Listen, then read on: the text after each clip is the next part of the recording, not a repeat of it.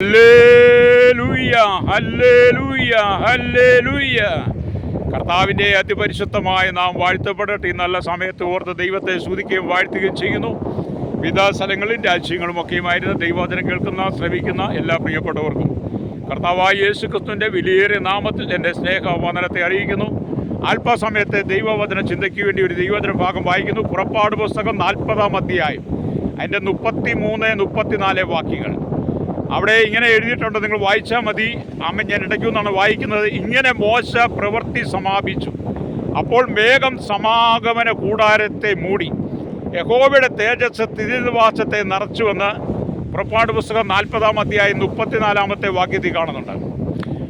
മോശയ്ക്ക് ദൈവം നിയോഗം കൊടുത്തതുപോലെ, കൽപ്പന കൊടുത്തതുപോലെ തന്നെ സമാഗമന കൂടാരത്തിൻ്റെ പണി മോശ ചെയ്തു തീർത്തു. ഹല്ലേലൂയ. ദൈവം പറഞ്ഞതനുസരിച്ച് തന്നെ ദൈവത്തെ മാനിച്ചും അനുസരിച്ചും ദൈവം പറഞ്ഞതുപോലെ തന്നെ സമാഗമന കൂടാരത്തിൻ്റെ പണി തീർക്കുവാൻ മോശയ്ക്ക് കഴിഞ്ഞു എന്നുള്ളതും മോശയുടെ ഒരു ആശ്വാസവുമാണ്. ഹല്ലേലൂയ. അങ്ങനെ പണി കഴിഞ്ഞ് തീർന്നു കഴിഞ്ഞപ്പോൾ എന്ത് ചെയ്തു? ദൈവം സമാഗമന കൂടാരത്തിൽ ദൈവത്തിൻ്റെ തേജസ് അഥവാ മേഘം കൊണ്ട് നിറച്ചുന്ന. അപ്പോൾ ദൈവത്തിൻ്റെ മഹത്വം മേഘത്തിലൂടെ സമാഗമന കൂടാരം നിറച്ചു. ആ മഹത്വം കാരണം മോശയ്ക്ക് സമാഗമന കൂടാരത്തിലെ അകത്ത് പ്രവേശിപ്പാൻ കഴിഞ്ഞില്ല. ഇന്ന് പകൽ ഞാൻ നിങ്ങളോട് പറയുന്നത്, മോശ സമാഗമന കൂടാരം പണിത് ആ പണി തീർത്ത് കഴിഞ്ഞപ്പോൾ മേഘം സമാഗമന കൂടാരത്തെ നിറച്ചതുപോലെ ദൈവം നിങ്ങളോട് പറയുന്ന ചട്ടങ്ങളും വിധികളും പ്രമാണങ്ങളും അനുസരിച്ച് സമാഗമന കൂടാരം, പഴയ നിയമത്തിലാണെങ്കിൽ പുതിയ നിയമത്തിൽ ആ സമാഗമന കൂടാരം നമ്മുടെ ശരീരമാകുന്ന മന്ദിരമാണ്. നമ്മുടെ ഈ ശരീരമാകുന്ന മന്ദിരത്തെ ദൈവത്തിന് ഇഷ്ടം പോലെ പണിത് നിറച്ച് നാം ദൈവത്തിന് നിൽക്കുന്ന വ്യക്തിയാണെങ്കിൽ, ഹല്ലേലൂയ, മേഘം സമാഗമന കൂടാരത്തിൽ ഇറങ്ങി വന്നതുപോലെ നമ്മുടെ ശരീരമാകുന്ന ഈ മന്ദിരത്തിൽ ദൈവത്തിൻ്റെ ആത്മാവ് ഹല്ലേലൂയ അതിശക്തിയോടെ ഇറങ്ങി വരും. രക്തം ചെയ്യും. അപ്പം നമ്മൾ എന്ത് ചെയ്യണം? ദൈവത്തെ സ്തുതിക്കണം. ദൈവത്തെ സ്തുതിക്കുമ്പോഴാണ് ഈ ഒരു അനുഭവം നമുക്ക് പ്രാപിക്കാൻ കഴിയുള്ളൂ. എന്നാൽ ഇന്നത്തെ കാലഘട്ടത്തിൽ മനുഷ്യന് ദൈവത്തെ സ്തുതിക്കാൻ സമയമില്ല. അപ്പം മോശ മരിക്കുന്നതിന് മുമ്പ് മോശ നെബോ പർവ്വതത്തിൽ പിസ്ക എന്ന സ്ഥലത്ത് മലമുകളിൽ വാഗ്ദാന ഭൂമിയായ താൻ വാഗ്ദത്തം കണ്ട ആ ഭൂമി കനാൻ ദേശം കണ്ടു. ശേഷം കർത്താവ് പറഞ്ഞതുപോലെ അവൻ മരിച്ചു. അവൻ മരിക്കുമ്പോൾ അവന് 120 വയസ്സായിരുന്നു. ഹല്ലേലൂയ. മോശ മരിക്കുമ്പോൾ അവൻ്റെ കണ്ണിൻ്റെ കാഴ്ച ശക്തി കുറഞ്ഞില്ല, അവൻ്റെ ശക്തിയും കുറഞ്ഞില്ല എന്ന് ആവർത്തന പുസ്തകം 4-ാം അധ്യായം 1-ാം വാക്യവും 5-7 വാക്യങ്ങൾ വായിച്ചാലും കാണാൻ കഴിയും. അത് ദൈവത്തെ സ്തുതിക്കുമ്പോൾ, ദൈവത്തെ മഹത്വപ്പെടുത്തുമ്പോൾ നമുക്ക് ആവശ്യമായ ശക്തിയും ബലവും എല്ലാം ദൈവം തരും. മോശയുടെ കണ്ണിൻ്റെ കാഴ്ച കുറയാതിരുന്നത് പോലെ എന്നെ കേൾക്കുന്ന പ്രിയ സ്നേഹിത, ഇന്നത്തെ കാലഘട്ടത്തിൽ ദൈവത്തെ സ്തുതിക്കുകയാണെങ്കിൽ നമ്മുടെ കണ്ണിൻ്റെ കാഴ്ചയ്ക്ക് പോലും അല്ലെങ്കിൽ ശക്തി നൽകുന്നവരും അല്ലെങ്കിൽ ആ കാഴ്ച നൽകുന്നവരും നമ്മുടെ ദൈവം. പക്ഷെ ഇന്നത്തെ കാലഘട്ടത്തിൽ എന്താണ്? നമുക്ക് ദൈവത്തെ സ്തുതിക്കാൻ വളരെ മടിയുള്ളവരാ. ഹല്ലേലൂയ. അപ്പം ശലോമോൻ കർത്താവിന് വേണ്ടി ഒരു ആലയം പണിത് അതിനെ പ്രതിഷ്ഠിക്കുന്ന സമയത്ത് 120 പുരോഹിതന്മാർ വാദ്യം ഉപയോഗിച്ച് കർത്താവിനെ സ്തുതിച്ചുവെന്ന. ഹല്ലേലൂയ. ദൈവമഹത്വം ദൈവാലയത്തിൽ നിറഞ്ഞു. അവർ ഉച്ചത്തിൽ ദൈവത്തെ യഹോവയെ സ്തുതിച്ചപ്പോൾ യഹോവയുടെ ആലയമായ മന്ദിരത്തിൽ മേഘം നിറഞ്ഞുവെന്ന് 2 ദിനവൃത്താന്ത പുസ്തകം 5-13 വായിക്കുന്നുണ്ട്. ഹല്ലേലൂയ. അതേ പെന്തക്കോസ്ത് നാൾ വന്നപ്പോൾ 120 പേര് ഒന്നിച്ച് കൂടിയിരുന്ന് ദൈവത്തെ സ്തുതിച്ചപ്പോൾ എന്ത് ചെയ്തു? ദൈവത്തിൻ്റെ പരിശുദ്ധാത്മാവ് ആ 100 മേൽ വന്നു. ഇതൊക്കെ വേദപുസ്തക തെളിവുകളാണ് കേട്ടോ.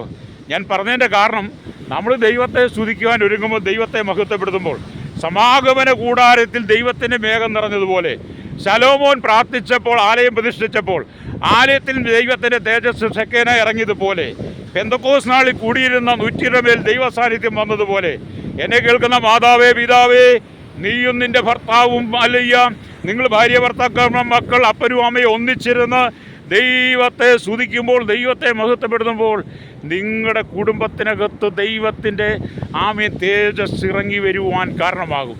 ദൈവ തേജസ് നിങ്ങളുടെ കുടുംബത്തിൽ ഇറങ്ങി വന്നാൽ നിങ്ങളുടെ കുടുംബത്തിൻ്റെ ഇരുളുകൾ മാറും. ഹല്ലേലൂയ. ഇന്ന് പറയാം അനേക കുടുംബങ്ങൾ ഇരുളിൻ്റെ അനുഭവത്തിലാണ്. ഇരുട്ടിനകത്ത് അനവധി കുടുംബങ്ങൾ കിടക്കുന്നു. ഹല്ലേലൂയ.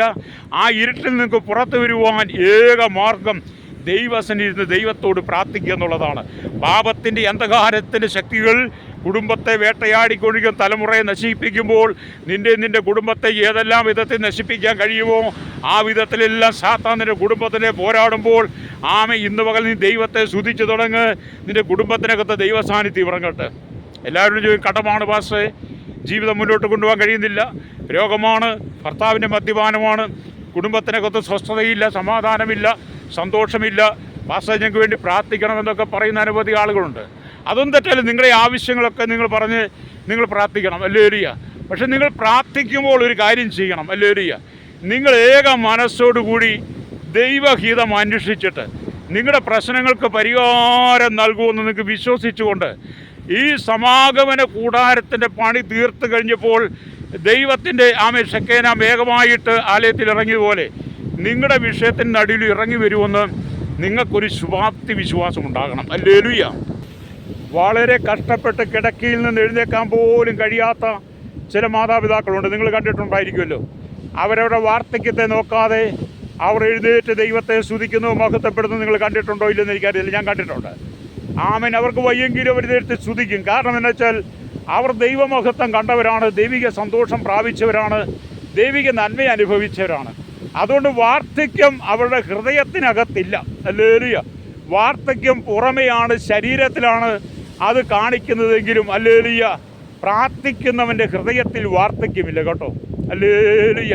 പ്രാർത്ഥിക്കുന്നവൻ്റെ ഹൃദയമെന്നും നമ്മുടെ കർത്താവിൻ്റെ 33 തിരുവയസ്സതുപോലെ പ്രാർത്ഥിക്കുന്നവൻ 100 വയസ്സുള്ളവനായിരുന്നാലും അവൻ്റെ ഹൃദയം 33 തിരുവയസ്സുകാരൻ്റെ ഹൃദയം പോലെ അവൻ പ്രാർത്ഥനയിൽ പോരാടുന്നവനായിരിക്കും. ഹല്ലേലൂയ.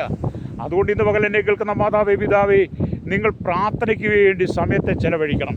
എന്താണ്? അല്ലെങ്കിൽ സമാഗമന കൂടാരത്തിൻ്റെ പണി പൂർത്തീകരിച്ചപ്പോൾ മേഘമിറങ്ങി. ഞാൻ പറഞ്ഞില്ല, നിങ്ങളാണ് ദൈവത്തിൻ്റെ മന്ദിരം. സന്ധ്യാപ്രാർത്ഥനയുണ്ടോ? പ്രഭാത പ്രാർത്ഥനയുണ്ടോ? ദൈവത്തിൻ്റെ മേഘം അഥവാ ദൈവിക അഭിഷേകം നിങ്ങളുടെ പ്രാർത്ഥനയ്ക്കകത്ത് ഇറങ്ങി വരുന്നത്, നിങ്ങളുടെ ജീവിതത്തിൽ ആ സന്തോഷം നിറയുന്നത് നിങ്ങൾക്ക് അനുഭവിക്കാൻ കഴിഞ്ഞിട്ടുണ്ടോ ശ്രോതാവേ? എന്താണ് നിങ്ങളുടെ തകർച്ച? എന്താണ് നിങ്ങളുടെ ജീവിതത്തിൻ്റെ പ്രശ്നങ്ങൾ? എല്ലാവരും പ്രശ്നക്കാരാണ്. പക്ഷേ അതിന് പരിഹാരം കണ്ടെത്തുമ്പോൾ മനുഷ്യൻ ലോകപ്രകാരം ഓടി നടക്കുക. എന്നാൽ പരിഹാരം നൽകുന്ന ദൈവത്തിന് നീ സ്തുതിച്ചു നോക്കിയാട്ട് ദൈവത്തെ സ്തുതിക്കുന്നതും മഹത്വപ്പെടുന്നതും ലജ്ജിക്കാതെ വേണം കേട്ടോ. ഹല്ലേലൂയ. എന്നോട് ഒരുപാട് പേര് പറയുന്നുണ്ട്, പാസ്റ്റർ ഞങ്ങൾക്ക് വേണ്ടി പ്രാർത്ഥിക്കണം. ഞാനതിന് ഭയങ്കര സന്തോഷവാനാണ്. എന്നാണെന്നറിയോ? എനിക്ക് മറ്റുള്ളവർക്ക് വേണ്ടി പ്രാർത്ഥിക്കുമ്പോഴാണ് എൻ്റെ മനസ്സിന് സമാധാനവും സന്തോഷവും ആരോഗ്യമൊക്കെ ഉള്ളത്. ഞാൻ മൗനമായിട്ട് ഒരിടത്തിരുന്നാൽ ഞാൻ വെറൊരു മൂടനായി പോകും. ഹല്ലേലൂയ. എന്തോ ഒരു ഡിപ്രഷൻ രോഗം പിടിച്ചവനെ പോലെയൊക്കെ ആയിപ്പോകും. അതുകൊണ്ട് കഷ്ടം സഹിക്കുന്നവർക്ക് വേണ്ടി ഞാൻ അങ്ങ് പ്രാർത്ഥിക്കുമ്പോൾ എന്ത് ചെയ്യും? ഞാൻ എൻ്റെ കഷ്ടതകളെല്ലാം മറന്നു പോകും. ഹല്ലേലൂയ. അതുകൊണ്ട് നിങ്ങൾ എന്ത് ചെയ്യണം? ദൈവത്തെ സ്തുതിക്കണം. അപ്പം ഞാൻ പറഞ്ഞത് 2 കാലും കുത്തി എഴുന്നേക്കാൻ കഴിയാത്തവർ പോലും ദൈവത്തെ സ്തുതിക്കുന്നു. ഹല്ലേലൂയ. നമ്മൾ ദൈവത്തെ സ്തുതിക്കണം.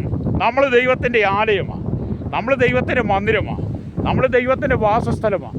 അതുകൊണ്ട് നമ്മളാണ് ദൈവത്തെ സ്തുതിക്കേണ്ടത്. മറ്റാർക്കും ദൈവത്തെ സ്തുതിക്കാൻ കഴിയില്ല. അതുകൊണ്ട് ഇന്ന് പകൽ ഞാൻ നിങ്ങൾക്ക് വേണ്ടി പ്രാർത്ഥിക്കാൻ പോവുകയാണ്. സമാഗമന കൂടാരത്തിൻ്റെ പണി പൂർത്തീകരിച്ചപ്പോൾ ദൈവത്തിൻ്റെ മേഘം സമാഗമന കൂടാരത്തിൽ ഇറങ്ങി മോശയ്ക്ക് കിടപ്പാൻ കഴിയാതെ വന്നതുപോലെ ഇന്ന് പകൽ നിങ്ങളുടെ പ്രാർത്ഥനയിൽ നിങ്ങളുടെ കുടുംബത്തിനകത്ത് ദൈവ സാന്നിധ്യം ഇറങ്ങട്ടെ. പരിശുദ്ധ ഞങ്ങളുടെ നല്ല ദൈവമേ, സ്വർഗ്ഗീയ പിതാവേ, അനുഗ്രഹിക്കപ്പെട്ട നല്ല സമയത്തിനായി ദൈവത്തെ സ്തുതിക്കുന്നു.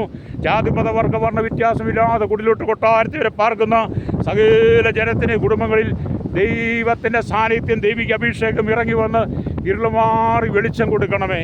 സകല മഹത്വം എടുക്കണം യേശുവിൻ്റെ നാമത്തിൽ തന്നെ. ആമേൻ.